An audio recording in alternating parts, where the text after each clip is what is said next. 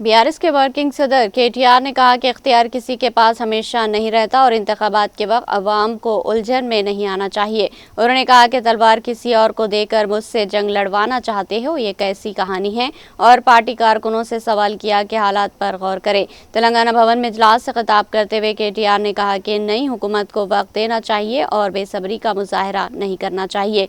उन्होंने कहा कि अवाम ने खुद फैसला किया है तो अब नताइज को भी समझना होगा।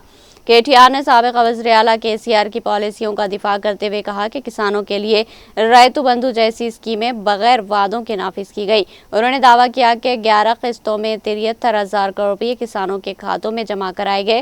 उन्होंने कहा कि केसीआर के दौर में ज़मीनों की कीमत में नुमाया इजाफा हुआ और अवाम में एतमाद पैदा हुआ। केटीआर ने कोरोना दौर का हवाला देते हुए कहा कि इस वक्त माली तहफ़्फ़ुज़ की अहमियत सुबह से ज़्यादा महसूस की गई। उन्होंने वज़ीर आला रेवंत रेड्डी को निशाना बनाते हुए कहा कि पलमरू के अवाम से किए गए वादों पर गौर किया जाए। उन्होंने सवाल किया कि 2.5 साल में हुकूमत ने अवाम के लिए क्या किया है, इसका हिसाब दिया जाए। केटीआर ने कहा कि केसीआर ने कभी झूठे वादे नहीं किए बल्कि अमली इक़दाम किए। उन्होंने अवाम से अपील की कि वो केसीआर और रेवंत रेड्डी के कामों का मुआवजा करके फैसला करे।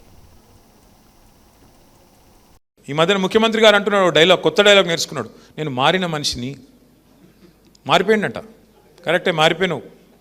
ఎలక్షన్లకు ముందేమో దానవీర శూరకర్ణ, ఎలక్షన్ల ముందు దానవీర శూరకర్ణ, ఏది కావాలంటే అది ఇస్తా అన్నాడు.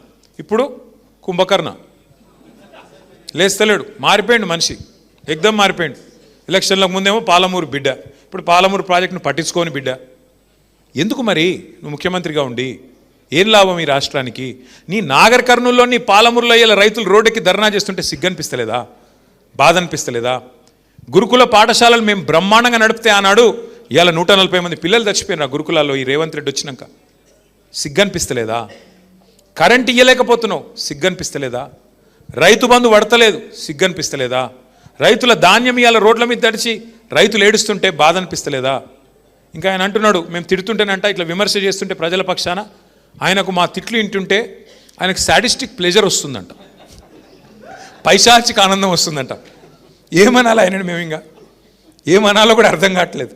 అందుకే మీతో నా ప్రార్థన, మా కల్వకుర్తి సోదరులతోన, దయచేసి మీ స్థానిక సమస్యలు, మీ గ్రామాల్లో ఉండే సమస్యలు, మీ మండలాల్లో ఉండే సమస్యలు, అవి రైతులే కావచ్చు, కులవృత్తులే కావచ్చు, లేదా ఇతరులే కావచ్చు, విద్యార్థులే కావచ్చు, ఇంకోరి కావచ్చు, ఎత్తుకోండి. వాళ్ళ తరపున రోడ్డు ఎక్కండి, కదం దొక్కండి. ఇచ్చినాం, ప్రభుత్వానికి ఇచ్చే కాడికి టైం ఇచ్చినాం, మనం కూడా ఓపిక పట్టినాం. 2.5 ఏళ్ళు సరిపోయింది, 50% ఓవర్. ఇంకొక ఇందాక ఎవరో సోదరుడు మాట్లాడుతూ ఇంకో 2 ఏళ్ళు గడ్డు కాలం అన్నాడు, వెంకటేష్ అనుకుంటా. 2 ఏళ్ళు ఏం లేదు, ఇంకొక సంవత్సరం తర్వాత కూర్చున్న కుక్క కూడా లేదు రేవంత్ రెడ్డి గారికి. కూర్చున్న కుక్క కూడా నిలబడదు అంటున్నా. అధికారులు వినరు మాట, ఎందుకంటే ఆఖరి సంవత్సరం మొత్తం ఎలక్షనే కాబట్టి ఇంకొక సంవత్సరం తట్టుకోవాలా ఈ దుర్మార్గ అరాచక పాలన. కానీ ఈ సంవత్సరంలోనే మన శక్తి ఏందో, మన సత్తా ఏందో కూడా చూపెట్టాలి. ఖచ్చితంగా గలం విప్పాలి, బలం చూపాలి. ఎట్లా అయితే తెలంగాణ ఉద్యమంలో ఆనాడు కదం దొక్కినామో, ఇప్పుడు మళ్ళొక్కసారి కాంగ్రెస్ నుండి ఈ రాష్ట్రాన్ని కాపాడుకోవడానికి, కాంగ్రెస్ కబంధహస్తం నుంచి ఈ రాష్ట్రాన్ని కాపాడుకోవడానికి తప్పకుండా అందరం కూడా నడుం బిగించాల్సిన బాధ్యత మన మీద ఉన్నది.